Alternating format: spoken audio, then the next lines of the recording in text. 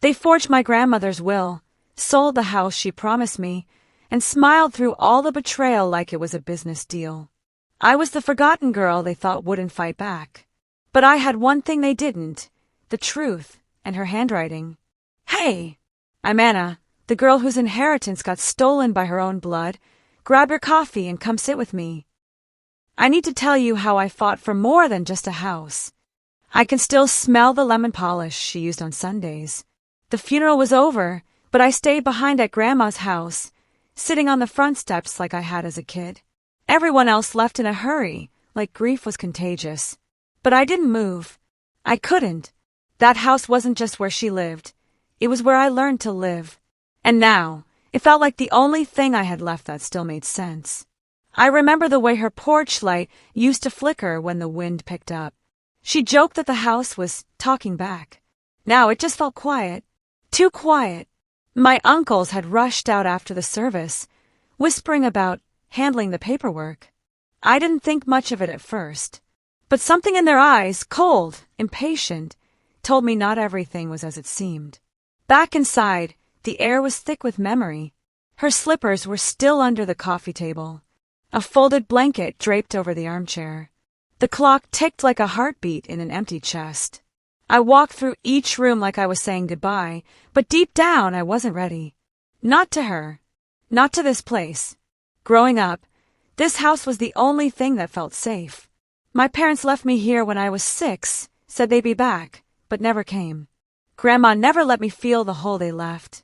She filled it with pancakes on Saturdays, bedtime stories whispered under patchwork quilts, and kisses that smelled like lavender and hope. She always said, "This house is yours when I'm gone," said it like it was gospel. I never asked for proof. I didn't think I needed to. It was just one of those things that lived in her eyes, in the way she handed me the keys when I turned 18, even though I still lived with her. That house was her heart, and she put it in my hands. At the wake, I overheard my Uncle Bill say, "We'll get the place cleaned up and listed soon." I froze. Listed? Like for sale? I blinked, thinking maybe I'd misheard. But then Uncle Ron added, "Better to split it fast before she starts making claims." My stomach dropped. She? Me? I approached them, my voice shaking more from confusion than fear.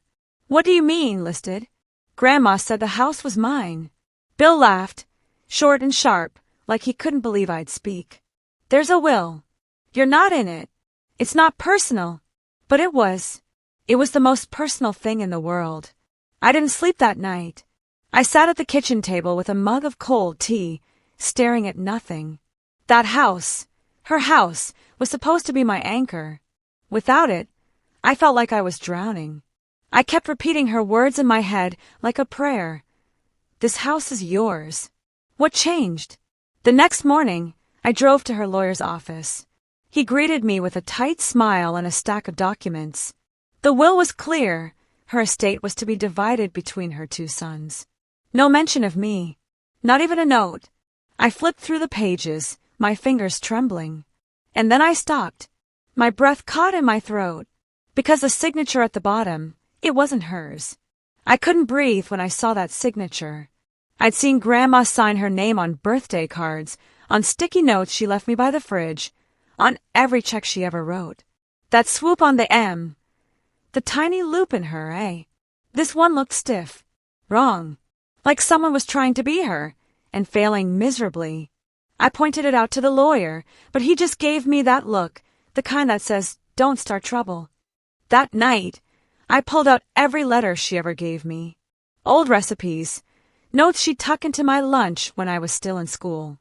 I lined them all up beside the signature from the will. The difference screamed at me. My fingers trembled as I snapped photos of everything, like if I documented it enough, someone would have to listen. I wasn't ready to confront anyone yet, but I knew I wasn't crazy. Something was wrong, deeply, gut-wrenchingly wrong. I kept hearing her voice. "I may not have much to give, but this house? It's my promise to you." I used to think that was just her being sweet. Now it felt like a vow that was being erased. I went to the attic, looking for anything else. Paperwork, maybe a letter. What I found instead was the smell of cedar and dust and a box labeled for her. Inside were old photo albums and a little envelope with my name in her handwriting. No date. Just, when I'm not there to say it. I opened it with shaking hands. It wasn't a legal document. It was better. A letter. Baby girl, I told the lawyer you'd get the house. I hope they listen. But if they don't, fight for it. Not just for you, but for us. I read those words over and over, each one burning through me. She knew. She knew. I wasn't imagining things. I wasn't being greedy. She wanted me to have it. And now, I had to make sure that meant something. I called my uncles. No answer. I texted them both, asking to talk. The next morning, I found out from a neighbor that they'd been to the house while I was at work. Going through drawers. Taking things. I felt sick. I rushed back and found the front door locked with a different key. My key didn't work. They'd changed the locks. On me. On her. That's when the fire started in my chest. No more quiet grieving. No more waiting. I drove to Uncle Bill's house, stood on the porch with my fists clenched. He answered like he'd been expecting me. You need to let this go, he said flatly. She changed her mind before she passed. Maybe she didn't tell you, because she didn't want to hurt your feelings. I almost laughed. Change her mind? The woman who made me promise I'd keep the garden blooming every spring? Who cried when I repainted the porch without asking, because it was the color of her mother's kitchen. I don't believe you, I said. Simple. Quiet. But my voice didn't shake this time. He shrugged, then looked past me. You've always been dramatic. I stood there for a moment, fighting the urge to scream. Instead, I left. Because I knew I had something stronger than drama, the truth. And now I needed someone who'd listen. Someone who didn't share my last name. I started researching Wilfrod. Late into the night, reading forums, watching videos, scrolling through stories that sounded too much like mine. I learned about handwriting analysis, how a forensic document examiner could tell if a signature was forged. The process was expensive, but I had one thing going for me. I'd saved everything. Grandma's notes, her cards, her grocery lists. I had her in ink, and I was going to use it. The last thing I found that night was a time-stamped email from her to her lawyer 2 months before she died. It read, "Please make sure my house goes to my granddaughter." We talked about this. My jaw dropped. I had proof, real proof, but the will said otherwise. Someone had stepped in. Someone had rewritten her last wish. And maybe she never even knew what she signed. When I was 6, I sat on the same porch with a suitcase too big for my legs and a note pinned to my shirt that said, "Please take care of her." My parents didn't even knock. Just rang the bell and left. Grandma opened the door, pulled me into her arms, and never once made me feel like I was temporary. That was the first day I belonged. The last time I felt seen. The rest of the world treated me like I was extra baggage. Even now, even in grief. I spent the morning trying to get a lawyer to take my case. I walked into offices with folders clutched to my chest, explaining the forgery, the changed locks, the violation. Most of them smiled politely and said it was a family matter. One man didn't even look up from his computer. Said, if you don't have power of attorney or legal standing, there's not much we can do. As if justice had fine print. As if love didn't count as proof. I went home and cried in the hallway. I didn't even make it to the bedroom. Just collapsed by the door, surrounded by unpaid bills and boxes of memories. I felt like I was 12 again, standing in a school hallway, listening to my aunt tell the principal I was just a burden. She thought I couldn't hear. But I did. I always did. It's strange how your body remembers, words that cut deeper than knives. I wasn't going to let them erase her like that. Not while she still lived in my bones. I pulled myself off the floor, wiped my face, and started digging through the old cedar chest at the foot of my bed. That's where Grandma kept her real treasures, the things that mattered. Tucked between quilted fabric and brittle photo albums was a letter I hadn't seen before. Folded neatly, my name written on the front in her perfect cursive. The letter wasn't long, just a few lines. If they try to take what's yours, remind them that truth doesn't need to shout. It only needs to stand. She must have known. Somehow she always did. I held that letter like it was oxygen. It didn't change the legal situation, but it changed me. I wasn't just fighting for a house. I was fighting to exist in a family that had always looked through me like glass. I reached out to a handwriting expert online. His office was across town. I sent scanned samples of Grandma's writing, her grocery lists, birthday cards, even an old crossword puzzle she never finished. He replied with a simple message. I can help, but I'll need to see the original. My stomach flipped. That meant asking my uncle for access again. I wasn't sure I could face him, not without punching a hole through his perfect picket fence. I considered breaking in. Seriously. I stood outside the house at midnight with my car lights off, staring at the windows I used to clean every spring. But I didn't. She raised me better than that. Instead, I called my aunt, the one who never liked me, but also never directly lied. I told her I just wanted 5 minutes in the house to grab some of my things. She sighed like I was the inconvenience of a century, but agreed. When I stepped back into the house, it felt cold, sterile, like someone had stripped the soul out of it. My bedroom was bare. The fridge was empty. The plants on the windowsill were gone. But in Grandma's sewing room, under the pile of old fabric, I found the original will. Folded, hidden, and right beside it, a sticky note in her handwriting that said, "Call the lawyer again. Something feels off." I stood in that room, holding the will in one hand and the note in the other, shaking with fury. And for the first time, I knew this wasn't just about a house. It was about how they'd always made me invisible and how I was done disappearing. I handed the will and the sticky note to the handwriting expert with a grip so tight I had to remind myself to let go. His office smelled like old books and printer ink. He wore square glasses and spoke like every word cost money. "Give me 3 days," he said, tapping the desk. "If there's something wrong with that signature, I'll find it." I nodded, trying to breathe. 3 days had never felt so long in my life. While I waited, I walked through memories. I sat in coffee shops she'd taken me to.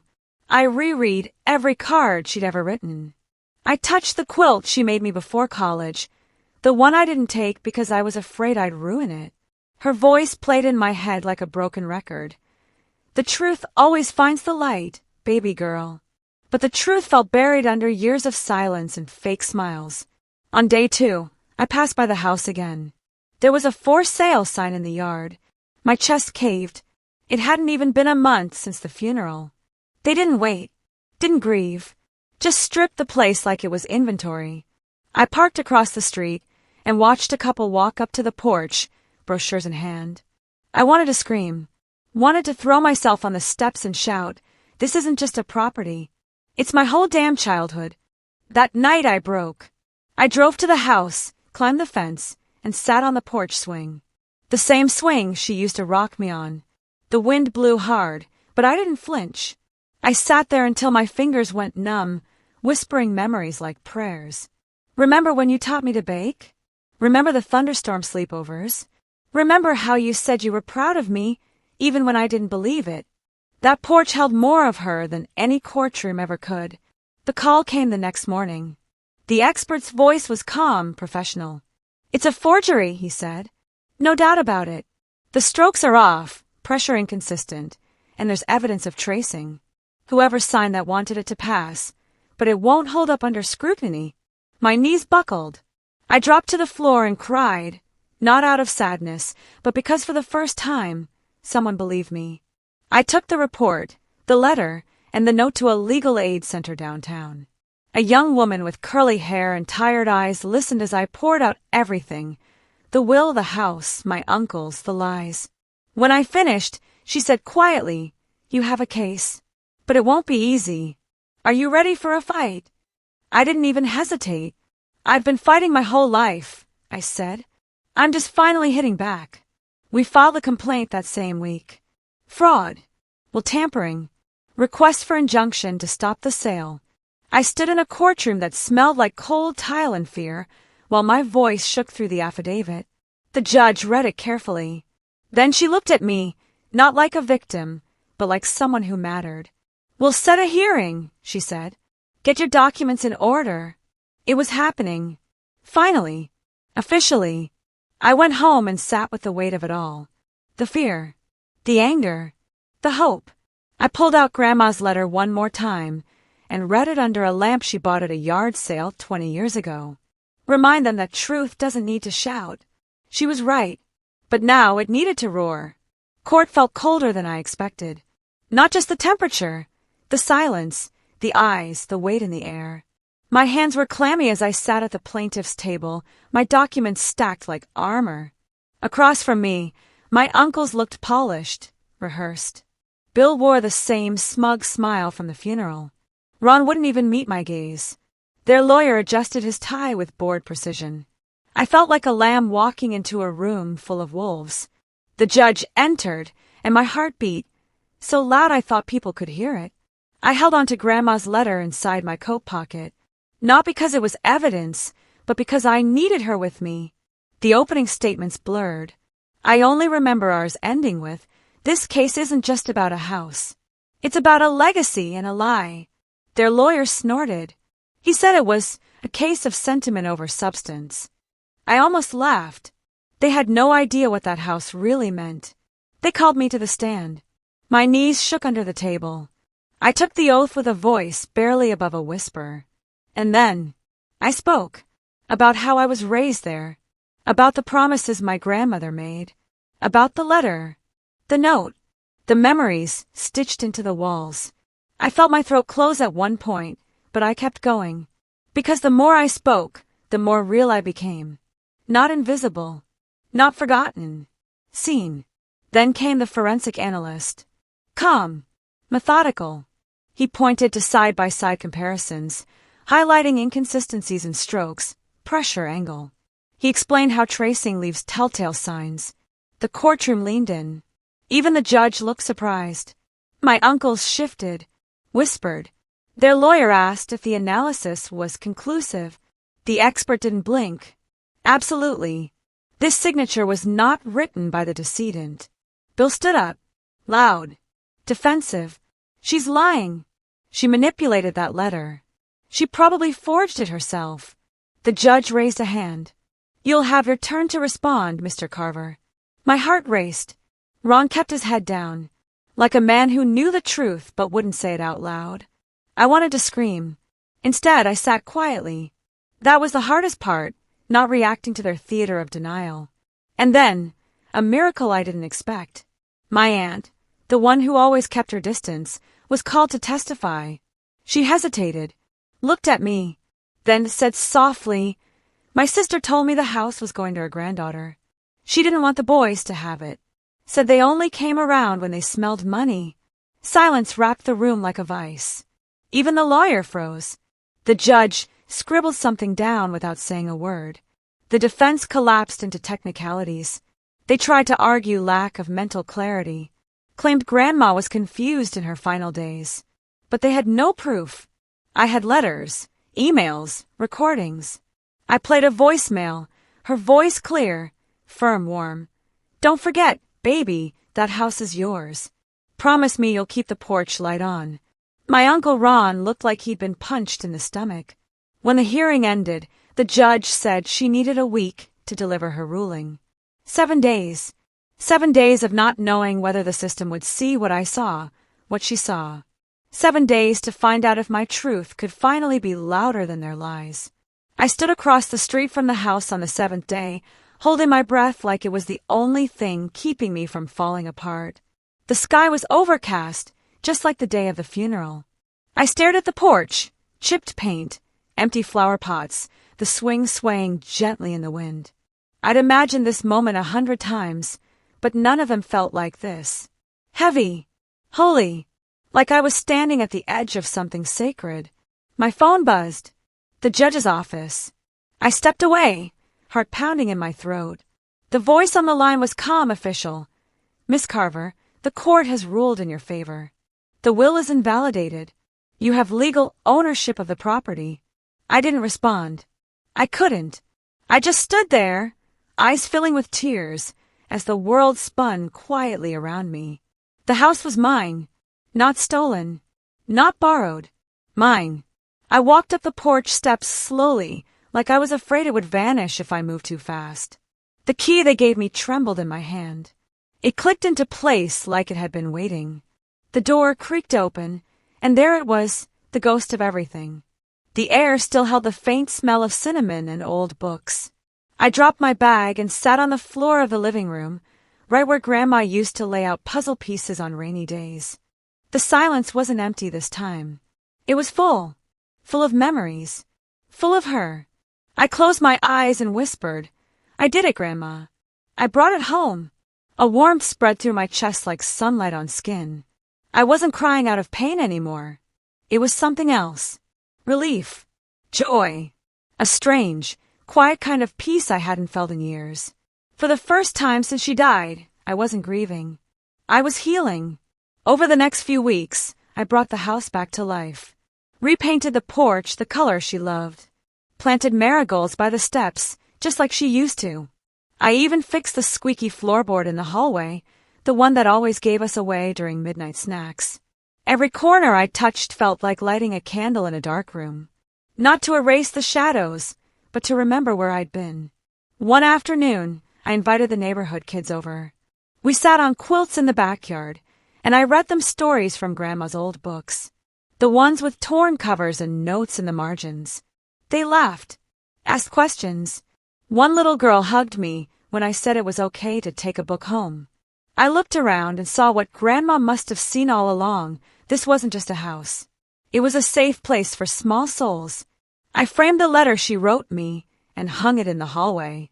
Right beside it, I placed a photo of us baking cookies, flour in her hair, both of us smiling like nothing could ever go wrong. That wall became a shrine to truth. Not the kind stamped and notarized, the kind written in actions and love, in the way she never let me feel unwanted for a second. Sometimes I still hear them, the voices of people who said I was dramatic, clingy, not really family. I let them pass through me like wind through trees. They don't get to stay. Not here. Not anymore. Because this house, it's not just mine legally. It's mine spiritually. It chose me, just like she did. And that's a bond no paper can fake. They forged a signature. But they couldn't erase the way this house wrote me into being.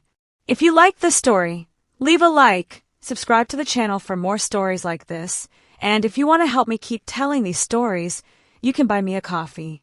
The link is there in the first pinned comment. Every cup helps me keep bringing you more stories.